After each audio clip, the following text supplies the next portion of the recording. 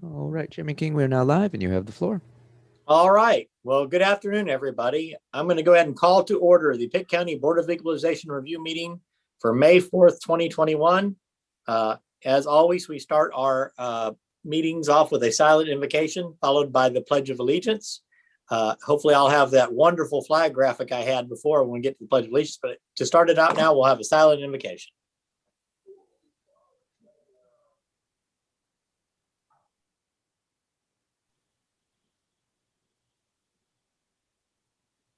Amen.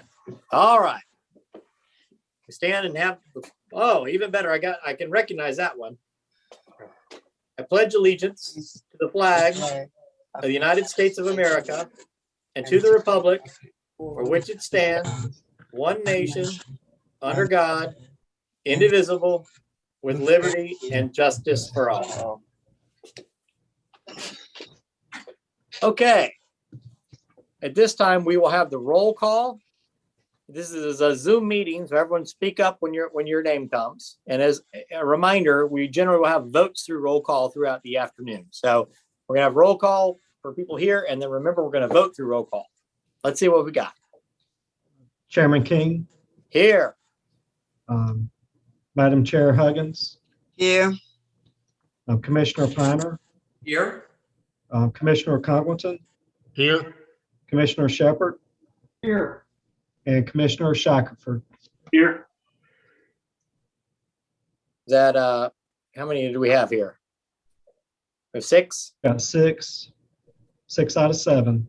All right. All right. And Danny's the only one that's missing today. I was going to let you know, I just received an email from Danny and he's attempting to get on. So I forwarded the email to Kyle to see if he could assist him. All right. Well, if Danny comes in, we'll let the record reflect that Danny's come in. All right. Well, we have 6 so far. That's a quorum for sure. So in front of us, we have an agenda. This is an amended agenda from the original one sent out. But is there anything else to add to this agenda or that should be removed? No. Move to approve agenda. Do I have a second to that? I'll second it. All right. I've got a motion from Ed. It's seconded by John that we approve the agenda as published, the amended agenda. Is there any discussion? Hearing none, we'll take a voice vote. Commissioner King. Aye. Madam Chair Huggins. Aye. Commissioner Piner. Aye. Commissioner Congleton. Aye. Commissioner Shepard. Aye. Commissioner Shackelford. Aye. Motion carries unanimously. The next item on our agenda is the approval of the April 20th, 2021 minutes. They were sent out earlier this week. Hopefully you guys had a chance to review them. Did anyone see any corrections to be made or any omissions that were left out? Hearing none, I would entertain a motion to approve as published. So moved. Got a motion from Ed, second. I'll second it. I think I heard Jay first. All right. Is there any discussion on the motion to approve the April 20th minutes as published? Hearing no discussion, all in favor of approving the minutes as published, say aye. Aye. Chairman King, aye. Chairman King. Aye. Yes. Madam Chair Huggins. Aye.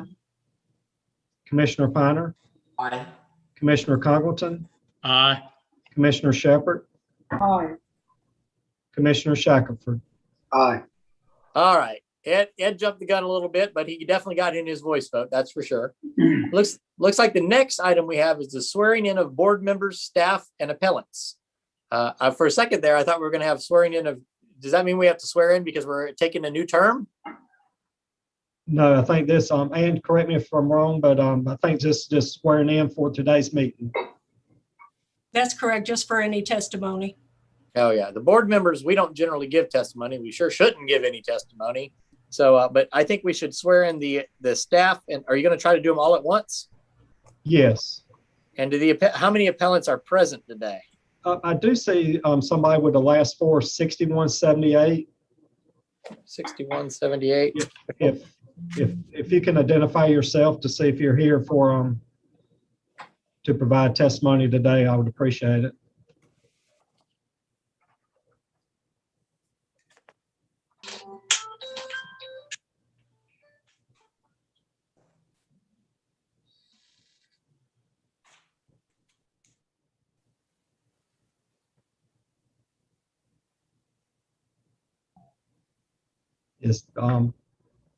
Is the caller or the person on the Zoom meeting with the last four 6178? Can you identify yourself?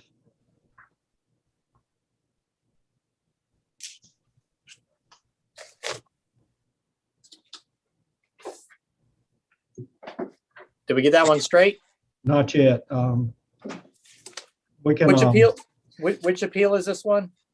I'm not exactly sure who that caller is, but we can swear in Russell Hill and Lori English. They will be presenting today for the county. And then if any citizen or taxpayer comes in, we can swear them in when they come in. That sounds fair. And can you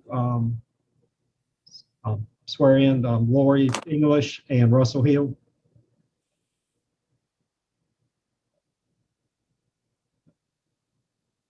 Yep. Excuse me, I did it backwards. Will you please raise your right hand?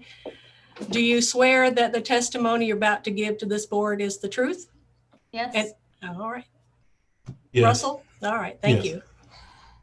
All right. So I'm looking at our calendar, and it appears that we have let me count it up. 1, 2, 3. We have 6 real property appeals for today. All right. And then we have one, before we have the 6 real property, we have one that's appealing the present use value today. And then we have a consent agenda today.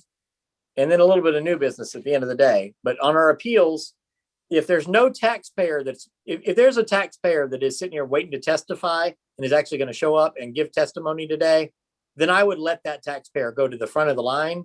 So if there's anyone for either the present use value appeal or the real property appeals, make your presence known, and I'll let you move up so you don't have to sit on a Zoom call for the next hour. Sandra Heath is here by telephone. On my cellular phone. Sandra Heath, your parcel number 22221. Oh, yes. All right, Miss Heath, what I'm going to do is I'm going to let you go first because I think you're the only one that's here that's actually showed up to argue your case, and you are the first calendared real property appeal too. So I'm going to let us hear this appeal first, and then we will come back and do the present use value appeal for my board. But Ann Heath, can you swear in Sandra Heath? And Miss Heath, do you have any other witnesses with you by any chance? No, I don't. Okay, well, Miss Ann Heath is going to swear you in to make sure that the evidence you give is the truth, the whole truth, and nothing but the truth, like you see on TV. She's going to swear you in because you've got to give testimony to that. And before she swears you in, I don't know anything about your appeal. I haven't seen them. No one from my board really knows much about your appeal yet. But do you consent to have a Zoom? You could come back and wait till we have an in-person hearing, but because this is on Zoom, you have to consent to doing this as a Zoom hearing. Is that okay with you? You want that photo again, please? Yes. This hearing, we're doing it via Zoom, via this. We can all see each other. You're on the phone, but we're doing it as a telephone hearing because of COVID restrictions. You have a right to wait until we actually have an in-person meeting, or you can present your appeal via Zoom. But if you present your appeal via Zoom, you need to consent to having it. You need to give us your approval, saying that, yeah, Zoom is okay. Or you could say, Zoom is not okay. I'd rather wait till these people can see me in real life and go to a real hearing. So not that this is not a real hearing. It is a real hearing, but you know what I mean. I would rather wait till they can see me in real life. You'd rather wait until there was an in-person hearing? Right. Okay. Jordan, are you here? Jordan Smith? I am. Jordan, that is her right, isn't it? That she can wait till that is her right, that she doesn't have to waive her right and have a hearing on a Zoom hearing. She can wait until we have a next in-person hearing. Is that correct? That is correct. As far as timing, I guess that's a bit up in the air, but that is her right. Is it? And I certainly don't want to restrict her right. Is there any potential chance, that we would be having an in-person hearing at our possible May one? That may not be a question for you, Jordan. That's just a general question. I don't know the answer to that. I don't know if the county's issued any directives to their subsidiary boards, but there was some back in January. I don't know the true status of that. Sam, feel free to chime in. I know right now all the boards are meeting via Zoom. That said, I don't know if that would change, but I can definitely reach out to county administration to see if we can meet by Zoom, meet by in person.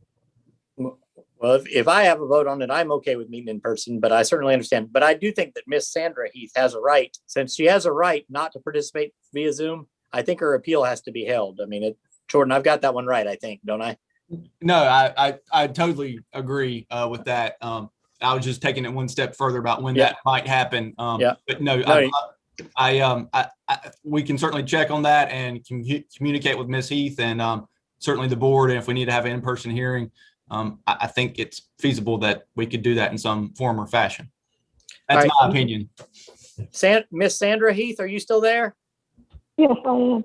All right, your hearing is going to, your appeal is going to be continued. this is the issue we have though, is we're going to continue this until the next time we have an in-person hearing. We are going to discuss today, whether not related to your appeal, we needed to have another meeting anyway. And we're going to discuss about having that hearing on Tuesday, May 18th. I don't know if we're going to have the hearing on Tuesday, May 18th. That's later on in our discussion, but it is likely we'll have a hearing on Tuesday, May 18th. And we also don't know if we will have it in person or Zoom. But if I'm going to push that we have an in-person hearing on May 18th, I don't always get the votes on that. I'm just the chairman of the Board of Equalization and Review. But if so, I would, the tax office will get in touch with you, and I would kind of have in your calendar that May 18th might be the day that we're going to hear this. If not, it is likely your hearing will have to be continued to the fall. And I'm ready to get back to normal, but I know, once again, we don't exactly control everything because we are a subsidiary board. When you meet in person, where do you meet? I'm sorry, Miss Heath, I didn't hear you there. Can you say that again? When you meet in person, where do you meet? We meet at the Commissioner's Auditorium, the Pitt County Commissioner's Auditorium, which is the old, I think of it as the old hospital out there on the corner of 5th Street and Memorial. Right. The county office building. Right. It's a big auditorium. There's plenty of places to spread out. All right. Well, I'm going to go ahead, Miss Heath. I'm going to continue your appeal till the next in-person hearing date, but they will be in touch with you as to when that date is. Okay. So parcel number 222-22221 is continued. And Miss Heath, I think you are, unless you have any questions, I think you are free to go. Okay, thank you so much. Thank you. You're welcome. All right. Are there any other taxpayers on the line or to give testimony? All right. Well, let's go back up to our present use appeal. Lori, is this one yours? It is. All right, Lori, tell us what happened with Mr. McLaurin's admittedly small parcel. I have actually cheated ahead on this one. What happened on this one? Well, he did what he was supposed to do. He returned his questionnaire back to us with his information on time, and he was part of our regular audit process. And we realized he did not have enough acreage. He had 4.74, and we couldn't find anything else associated with him. And so our special property analyst, Francine, contacted him, asked him, did he have another qualifying parcel within 50 miles? Because maybe it was on another county border somewhere we didn't know about. And he said that he did not. And so she explained to him why it didn't qualify, which was confusing for him because it had been in since 2007. It had been in a while.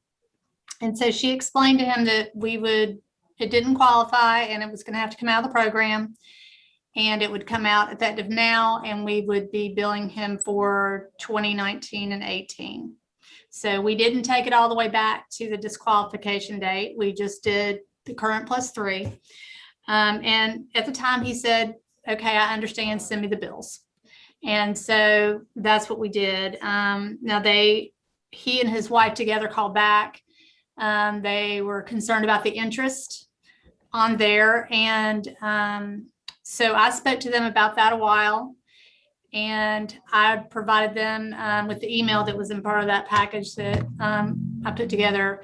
I gave them an email, also gave them the statute about the interest, because it's very confusing when you're trying to explain to somebody that it's as if it was due back when it was originally due, and it's a little confusing. So I went ahead and provided them with those statutes.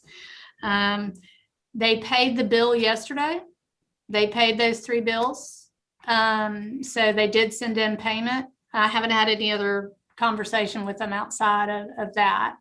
I did tell them at the time, you know, we weren't taking them all the way back to 2007. We were only billing them for the 3 years. Okay, so in this case, from what I can tell, looking at this case, and unfortunately, I actually do have some expertise in use value. Certainly, the parcel never qualified. It's only 4 acres. You have to have at least 10 acres. We all know that. Right. They're not worried about that. They're, I think, only appealing the interest on this for the last 3 years. But the interest on there is charged to every parcel that ever comes out of use value. Right. This isn't a discovery, and they're charging you interest on the discovery. If you had a parcel and you take it out of use value, they charge you the additional taxes from whatever the use value was to whatever the market value would have been. And then they charge interest for the previous 3 years. It's on every single parcel that ever comes out of use value ever by statute, correct? That is correct, yes. All right. So in this case, he's not here, but he's not getting some kind of like special treatment. Every parcel that comes out of use value gets this treatment. It's the law. It's kind of what I think. All right. Is anyone here? No, I know nobody's here from the taxpayer, because I just asked if any taxpayer is here at all. Does anyone from the board have any questions for the county on this one, or questions for me, to be honest with you? I do. Okay. You were mentioning properties coming out of the use program. He's not, if I'm not mistaken, he's not changed the use of the property. He just, the county was in error in allowing him in the program to begin with. So it was the county's error, and they're just correcting that. Is that right? I mean, he's not changed the use. That's correct. So he actually, back in 2007, he had a much larger piece of property, and he split off a very large piece, sold that to somebody else. And so at that time, you know, he had his original small piece. Now this, you know, it's about a 6-acre parcel, but he's only farming about 4.5 acres of it. And so it looks like, even with subsequent audits that we went through in 2011 and 2016 on that property, that someone just didn't catch it, that, oh, this is not associated with any other parcel in their name. And so had he owned other parcels or a qualifying parcel somewhere else, it would have been fine. Something that did meet that 10 acres, but this one just didn't. It's just my opinion. I just hate to see a taxpayer have to pay penalties and interest on something that wasn't a result of something they did. It was really something the taxpayer didn't catch. Jay, he on that one though, he's not. The thing that happened is the property does not qualify for use value, and he can't get use value at all. It doesn't qualify. Right. It didn't I qualify. understand that, but the tax department qualified it as use value, even though it didn't qualify. They put it in the program. And he's paid the full taxes. I'm just saying the interest is a little more than, I mean, not the interest and the penalties. There are no in this case. There are no penalties. It's only the interest is the question on here, and if he's not being charged interest because the tax office messed up. He's being charged the interest now because the property is not in use value. If he took it out of use value next year, he'd still have to pay the interest. I understand it. What I'm saying is, okay, so if he had been sent a bill for the full value of the property in 2018 and 19, he would have paid the full bill. He wouldn't have to pay interest. No, he still would have had to pay the interest. He would have had to pay the interest on the 3 years. He always would have had to pay the interest. What I'm saying is, I guess what we're disconnecting is he's not changed the use of the property. He's not changed the use of the property. It's just been discovered that it's not qualified. Right, but if the property is not in use, whenever the property is not in use value, it triggers by statute, not anything the tax office is doing. It triggers, you have to pay, once it comes out of the program, you have to pay what the full taxes would have been this year. I completely understand the program. I know. I'm just saying that it's not something that he change the use that caused it to come out of the program. It was just in the program in error. And then if he had been charged that full amount in 18 and 19, he would have paid it and he wouldn't have had to pay any interest. That's all I'm saying. Yeah, I just, he wouldn't have never gotten you would never get a bill in use value and come out of use bill for just 1 year. You only would get, yeah. Yeah, I understand. Okay. But what you're talking about coming out of use value is selling it and then somebody else using it for a different purpose, or using that property for a different purpose. That's not what happened here. Is what I'm hearing. It doesn't matter how it comes out of use value. Once it comes out of use value, you get a bill for 3 years with interest on it, no matter whose fault it was then or not. You always are going to get a bill because the interest is deferred. It's part of the deferred program. I understand. Okay. If I could make a comment, I understand your heartburn with this. I mean, I do feel the same way about it. But keep in mind that he was in the program for 10 years where he had taxes deferred that he's not going to be billed for based on how we rolled him out. Technically, what we should have done was rolled him out all the way back to 2007, which would have been, much more significant with interest and everything. We didn't do that. We were trying to make it as fair as possible and treat right now as a disqualifying event instead of really recapping every year that he shouldn't have been receiving that benefit because of the error that we made. Right. I understand what you're saying. I think that this board would certainly have, if it was the county's mistake and we'd have sent him a bill back to 2007, I think the board would have had some equitable argument. I mean, I think we would have ruled in his favor on that. If the tax office said it was his fault, we just missed it. He asked about it and he sent in his forms because we did that last time. But in this case, it's like nothing has happened until today. Today is the day he's taking it out of use value today. He hasn't ever done anything in the past. He's doing it today, or I guess he's doing it whenever the moment was. Correct? Not back then. Not when it be. It's like he's saying, okay, I'm out of use value today.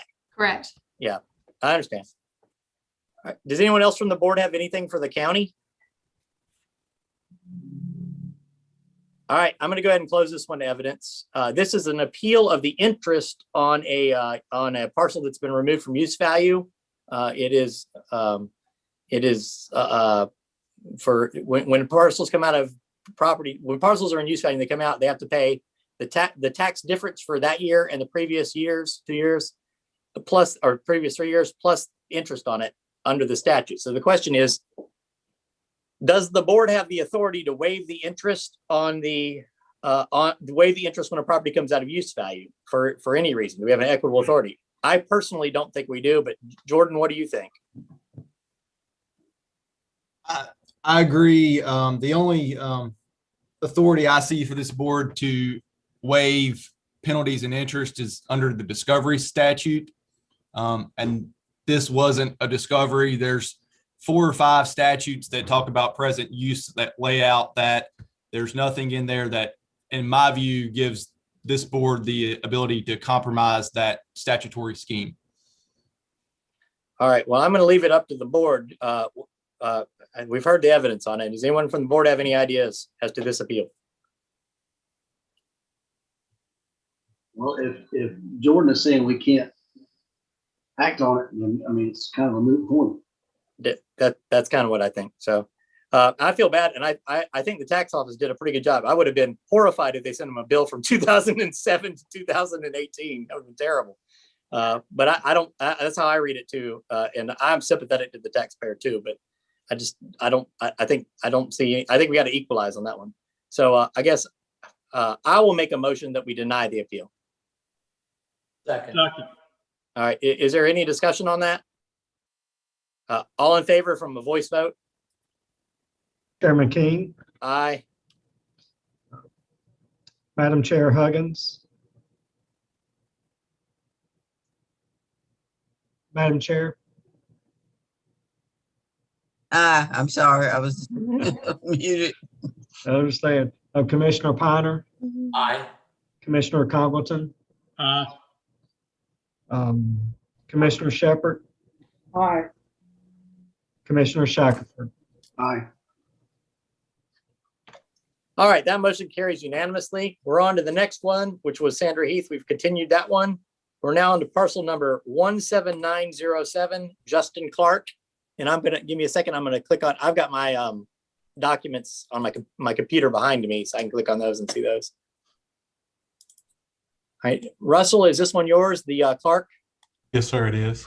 All right, why don't you tell it, is anyone here for the Clark taxpayers? All right, Russell, why don't you tell us what's going on in this one then? All right. And Commissioner King, I'll just ask, I've not received an electronic consent from Mr. Clark. Does that make any difference before we continue? Do we need to continue his as well? That's okay. Jordan, do we need to continue it if we don't have an electronic consent? I think yes, and given that we're going to have another meeting, Yeah. I would recommend doing that. Russell, before I continue Mr. Clark's appeal, do you have any more of these that you don't have a consent for? The other ones remaining are with appeal withdrawals, actually. What Butterworth? What both Butterworth's RPI Greenville Mall and Ocean Reef Investments? Yes, sir. All was that 4 appeals are withdrawing. We just talked with Jordan, and he said it's best for the board to go ahead and take action since they technically did officially appeal to the board. Okay, so they've withdrawn their appeals. All right, so I'm gonna continue Justin Clark's until the next meeting that we have. I'm not going to continue him the same way we continued Sandra Heath, because Justin Clark may want to participate in a Zoom hearing. So if the next meeting has to be a Zoom hearing, we should put Justin Clark on that agenda. Obviously, I hope we can do both of them. That would be great. But since he did not sign the consent, I think that we have to go ahead and continue his. All right. That brings us on to the Sandra Butterworth ones, which you said these are appeals that are withdrawn. Yes, sir. You want to take them one at a time? Yes, sir. I could take them one at a time. I guess the first one we have on the agenda is 10867. Okay. In talking with Ms. Butterworth, as part of the appeal process we do as to, these are income producing properties. We ask for 3 years worth of income and expense statements along with a site visit. She referred me to her niece, who was Miss Allison Faulkner. In your package, you'll see emails from her. She said that she was not comfortable providing any of that evidence to the county. And so then eventually, I think on the 26th, when we scheduled her meeting, she said that they want to go ahead and withdraw those appeals, her appeal for this property. Okay, and let me ask you, on parcel number 21020, is that the same thing? The county asked them, they appealed their value, real property value, and then because they're income producing properties, you asked for the backup income information, and they decided they did not want to provide that. Is that correct? Correct. And they also they did not want us to also do site visits to verify our listing of the properties either. Well, I don't remember anyone ever not wanting you to do a site visit, but all right. Is anyone from the board on parcels number 10867 and 21020? The taxpayer has made an appeal to our board, so it was logged into our system, and the tax office kind of loses authority to kind of just dismiss it. So as an abundance of caution, we're going to bring the appeal up. And in this case, the taxpayer has sent in written information that they wish to withdraw the appeal. And we're going to make a determination based on, what the county's presented. In this case, on these two ones, the taxpayer did not present any income evidence to look at the income method of valuation that they use, and decided they did not want a site visit. Does anyone from the board have any questions for Mr. Hill on these two? All right, at this time, I would entertain a motion to deny the appeal. And just let me say, and I don't want to belabor the point, but for all those procedural reasons, I do recommend y'all act on it. But on this one, we believe the property's in a trust. The appeal was lodged by one individual and withdrawn by a second. And so there's this other question about who has authority to act on behalf of the trust. So that, and for those procedural reasons you outlined, I do recommend y'all take action. Well, do you think that go ahead? Well, Mr. Chairman, my question is, do we grant their request for a withdrawal, or do we deny their appeal? Which is it? It's a fair question, Jordan. What do you think? I think it would be grant their withdrawal of the appeal, which affirms the existing value that the tax office has on the property. So that's the way I would see it. So I move that we grant the taxpayer's request for withdrawal. All right. I've got a motion from Ed on parcel number 10867 and 21020, Sandra Butterworth, to grant the taxpayers petition to withdraw their appeal and therefore affirm the county's value. Do I have a second to that one? I'll second it. I got one from John. All right. Is there any discussion of that? Hearing no discussion, all in favor of the meeting, voice vote.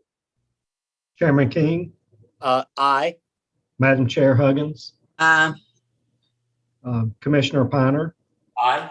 Commissioner Congleton, Aye. Commissioner Shepard, Aye. Commissioner Shackelford. Aye. All right. Motion carries unanimously. Russell, tell us about RPI Greenville Mall. Is this another one where they've withdrawn their appeal? Yes, sir, it is. They appealed, and then they, after having discussions with them, we told them, we had let them know that we were not changing our value, how we arrived at our value for their property. And after that discussion, they decided to go ahead and withdraw the appeal for this year. And there should be an email from their. I see it says it's from their real property analysis, and it says they hereby formally withdraw their 2021 appeal. Okay, and this is the only parcel they had? Yes, sir, that is. All right, I'm going to close this one to evidence. Ed, do you want to make a motion on this one again?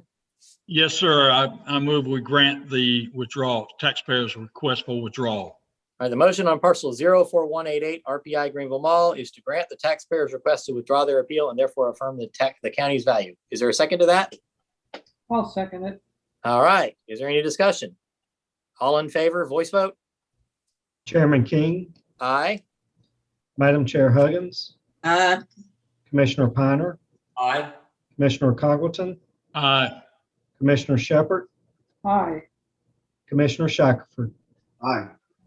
All right, that brings us to the Ocean Reef investments, which I think was an add-on in this one. Russell, this one's yours as well. Yes, sir, it is. All right, tell me on this one, what is same? I've got that came on a second. That was an add-on, so it came on a second email. So let's see.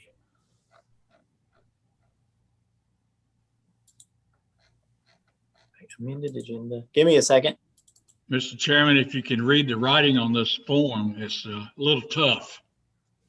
I have. Oh yeah, that looks. It's better than my writing on there. All right, I've got an email to Rod Tugwell dated April 30th that says, I am withdrawing my request. Thanks, Rod. All right. So, that's dated April 30th from the principal there. Okay. I'm going to go ahead and close that one to evidence. Same thing. Petitioner has requested that we dismiss their appeal. You want to make a motion, Ed? Move to grant the petitioner's request. All right. Do I hear a second to that? I'll second it. All right. John's got the second. Any discussion? All in favor, voice vote. Chairman King, Aye. Madam Chair Huggins, Aye. Commissioner Piner, Aye. Commissioner Congleton, Aye. Commissioner Shepard, Aye. Commissioner Shackelford. Aye. Okay. Well, that takes us through all our appeals. This meeting is looking a lot less daunting than it did when I started it today. We have a consent agenda. As the board knows, that once the Board of Equalization and Review meets, the tax office itself loses its authority to compromise the tax values. And so anything that they discuss with the taxpayer, if they come to an accommodation and they agree on the values, provided the taxpayer sends in a written consent and the tax office agrees with it, is submitted to us in a consent agenda. Russell, is this your list? Yes, sir, it is. All right. And we have in front of us, and I'm going to read it for the record. We have in front of us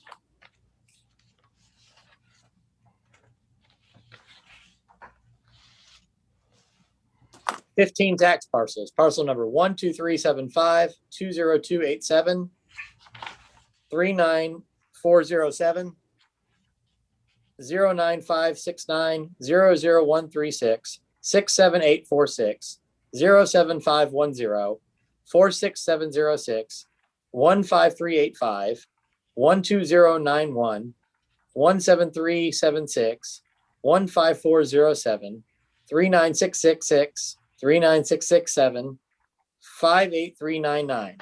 All right, these parcels are on a consent agenda. Russell, has the county reached an accommodation with these taxpayers and agrees on the values?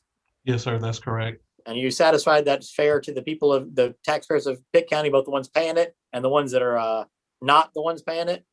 Yes, sir. All right, and has every one of these taxpayers agreed to these values and sent you in a written consent? Yes, sir.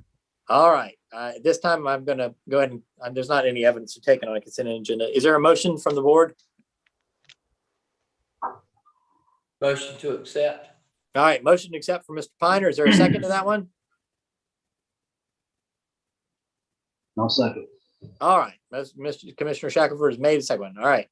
The motion in front of us is to accept the values as to those parcels read into the record on this consent agenda. Any discussion? Hearing none, we'll take a voice vote. Chairman King, Aye. Madam Chair Huggins, Aye. Commissioner Piner, Aye. Commissioner Congleton, Aye. Commissioner Shepherd, Aye.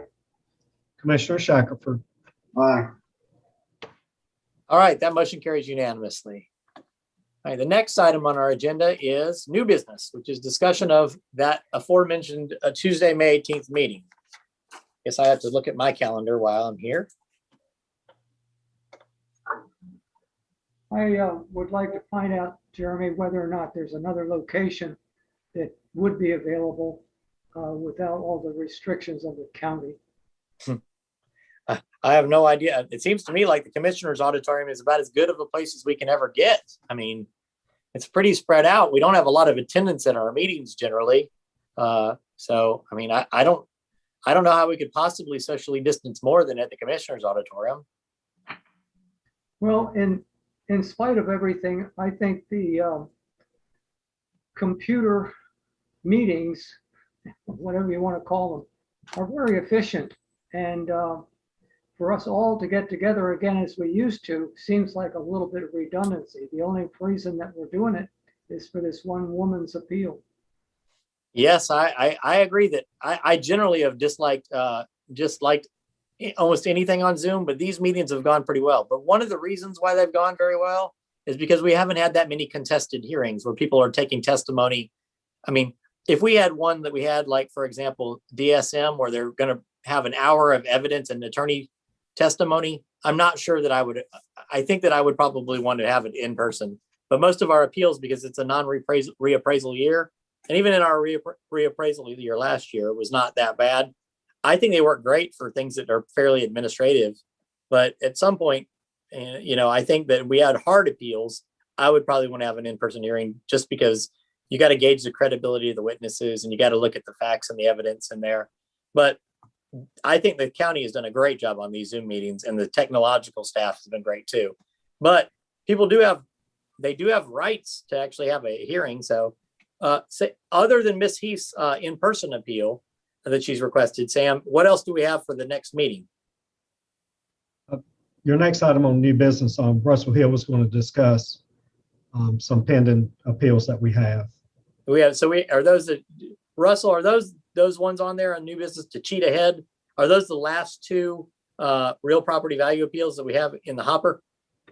No, sir, it's not. Those two were actually, and I was expecting to hear Ms. Heath's appeal today.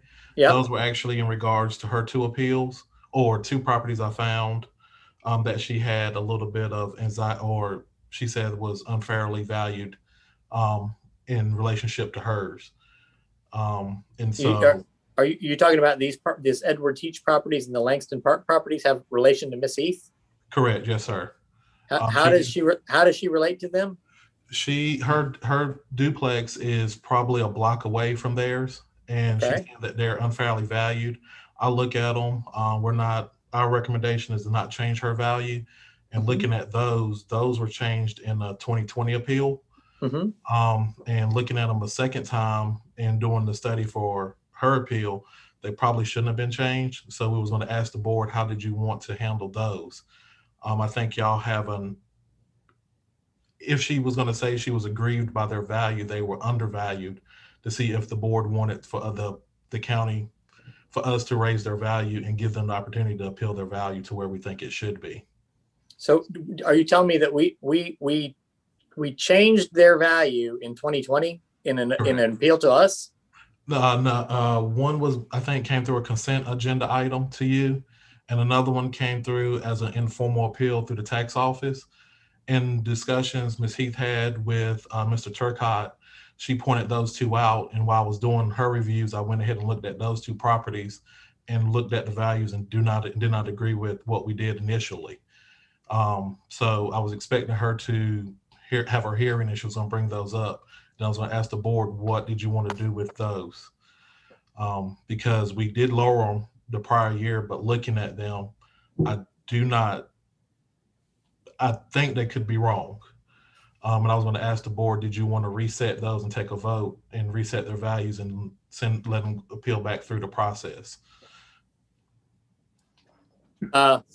Jordan, let me ask you a question. So if we've discovered, if we had a revaluation in 2020, we had some informal appeals or a consent agenda, not a hearing that the board actually heard. Do we even have the authority to change their values in 2021? I mean, it seems like that was somewhat adjudicated, doesn't it? Yeah, I tend to agree with you. The one, and so this, I haven't fully looked into this issue. This is first I've heard about it. There is the standard to change in a non reappraisal year if the appraisal error results from a misapplication of the schedule and standards. It's a pretty broad standard, so I don't know if that's what Russell would be saying, but that's the only basis I could possibly think of, having just heard this issue. So I don't know if that answers your question. I would have to do more research to give you a better answer than that, but that's the only thing I see. I mean, I don't know. I think we're gonna have to look at it a little bit, but I tend to agree with Jordan in the fact that if we revalued their property in 2020, especially if they appealed it and then we consented to the value, I think we're kind of stuck with it, is what I think. I mean, it's one thing if we made an error and never talked to them about it, but we made an error and came through a consent agenda or had an accommodation on that. I'm not sure we're allowed to raise it in a non-reappraisal year. And so, yes, I mean, the consent. So I guess I heard two different things. One was a consent and one was a informal appeal, which almost is like a consent. I wasn't thinking about that element. That's a further wrinkle to the analysis. Also, I guess I would ask, did Ms. Heath technically formally appeal those other values, or did she just say, hey, these other values in my vicinity look fishy? And I guess that's a question for Russell. I don't know if we need to adjudicate this on the merits here or get too much into it. Right. But that's certainly a question that I had. And also, if so, those property owners need to be provided notice of any action would be taking. They would have a right to be heard on that. So, Mr. Chairman, why don't we let Jordan and Mr. Hill get together and discuss it so that the county attorney is a little bit clearer on what is being processed, and then bring it back to this board, because it sounds like there's a little, we're not sure of the legal standing. So we need to have the county attorney and the tax department to get together and discuss this. Do you not agree? Yeah, I mean, I think you're right. And I wouldn't mind if they chimed in before we set this for meeting. One thing's for sure, if we take any adverse effect to the other parcel owners, they certainly are going to have a right of notice and a right to appeal. So I think that they're right. Well, let's explore this. We certainly don't need to calendar it for anything or take any action that's negative to them until we actually know what the ramifications would be, but it's so funny because this is crazy. Every taxpayer, I think, has a right to appeal every other taxpayer's value in this county. You can appeal. It's a Board of Equalization review. You can say, my neighbor's tax is too low. It should be higher. And I think you have a right to do that. The question is, in this case, is you're going to do that. You have to do it within the reappraisal year. But in this case, the values weren't fixed until later because, the board met. And then they said, wait a minute, I was okay with my value, but now you've lowered my neighbors. That changes the game. That does make for a complicated legal issue, I would say. So So yeah, I think that Russell and Jordan, can you all circle back on that one? Yes, sir. Absolutely. And just to be clear, and I know, is this the only thing we have linger? I guess this goes to the question about how many more dates do we need? Was this the only outstanding one? Jordan. No, Jordan, it's not. We have another, if I give a count, it's actually 18 properties under appeal. But, well, actually, we've got one taxpayer. He owns another 21 that we're still trying to work with. So we've got actual 18 that we need to have scheduled probably for the next meeting. 13 of those is one taxpayer. I think once the board makes a decision on one, they'll handle all 13 of them. They're essentially, I think once they're all related. We have another tax. I'm sorry, go ahead, Jordan. No, I was just saying, yeah, I just wanted to make sure these items that we just kind of briefly discussed wasn't kind of the threshold question about whether or not the board needs to meet again or not. No, It sounds like no. not. So me and Russell and Sam can get together and discuss that issue that we just kind of talked about. Sounds like the board is going to need to meet again. So I think that's kind of where the discussion needs to go next, if I may suggest that. Yeah. All right. Well, I think we knew before coming in this meeting that we're going to have an additional meeting. We kicked it around before. So I am the May 18th. I think the May 18th meeting works for me, but I think that for Chairwoman Huggins, it probably doesn't work for her. I think she said that she had maybe a conflict on that date. So we need to make sure we could have a quorum on May 18th if we're going to have the meeting.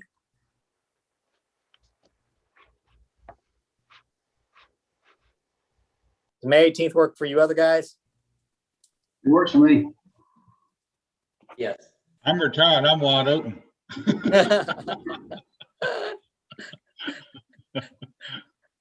Oh, John, you could appear, and this could be a meeting that we have in person, but somebody could still appear through Zoom.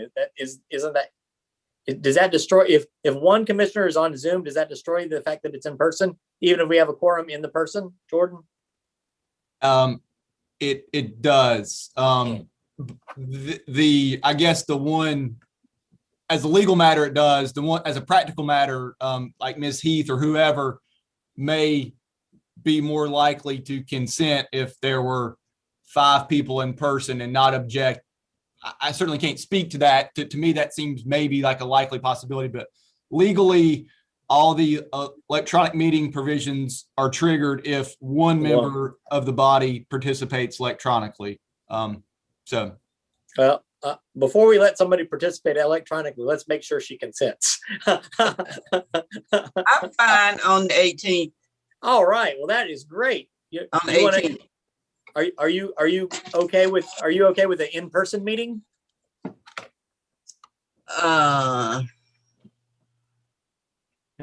Chairman King, let me check with Manager Elliott. Yeah. And see if that's doable. All right. Let's research. Let's everyone put the 18th on your calendar, and we'll figure out whether it's going to be. It sounds like we may still need to have a Zoom. If it can't be in person, we still need to have a Zoom to deal with the other 18 properties, right? That's correct. And if the worst case scenario is Miss Heath and the discussion of these 2 parcels are pushed to the fall, and that's the worst case scenario, I'm okay. But if we've got 18 properties plus another 21, let's get those as many knocked out on May 18th as we can. All right. All right. I'm a little bit confused. You're confused. What are you confused about? Whether we're going to meet or we're not. We don't know if we're going to meet. No, we're reserving that date on our calendar to designate to meet. However, Clerk Kroom is going to check with Scott Elliott to see whether we can have an in-person meeting or not. My feeling is that even if we cannot have an in-person meeting, we ought to have a Zoom meeting in order to address all these issues. So whether it's in person or Zoom, we still need to have the meeting, is what my feeling is. Is that okay? That work? That sounds good. And my ultimate preference would be to have an in-person meeting with the ability for commissioners that do not feel comfortable coming to the in-person meeting to be able to come in on Zoom and have Ms. Heath consent to the Zoom knowing that the other people are going to be there. That work? But it is also subject to the county commissioners and county managers saying we can even do it in the first place. So, Well, let's hope we can meet in person if we've got those appeals. And then I think that the lady that came in by telephone would be a little more comfortable to testifying in person, according to what I heard on the phone call. Her phone call was very garbled. I couldn't understand what she was saying.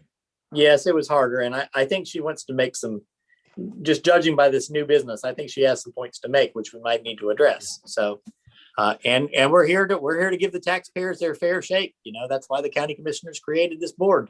So, Well, I hope we can meet in person. all right, me too. All right. Does anybody have anything else for today's meeting? Okay, well, in that case, I will entertain a motion to recess. I'll make the motion to recess. All right, do I have a second to that one? Second. All right. All right, then we have a voice vote. Chairman King votes yes, though. Commissioner Huggins, Yes. Commissioner Piner, Yes. Commissioner Congleton, Yes. Commissioner Shepherd, Yes. Commissioner Shackelford. Yes. All right, ladies and gentlemen, I will see you May 18th or not see you May 18th as determined, but it's on my calendar. So thank you very much. And look, we got that done in 52 minutes. That was impressive. Thank you, tax office too, for being very, very concise today.